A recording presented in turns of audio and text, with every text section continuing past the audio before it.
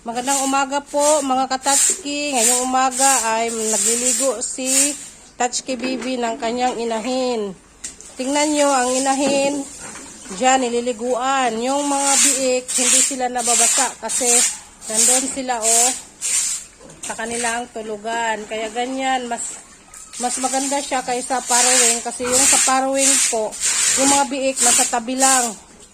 Pag nililigo mo yung inahin na kukunin mo pa yung mga biik para hindi mabasa.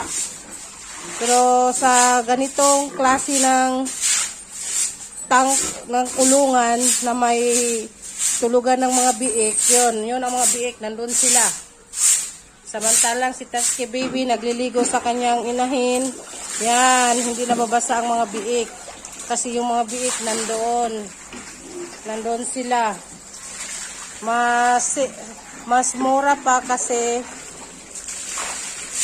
hindi kami gumagamit ng tubo. Makakatipid ka. Yan.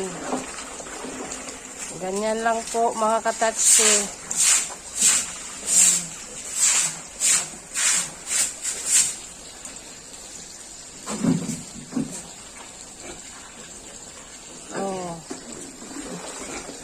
Anong masasabi mo sa iyong mga katatski?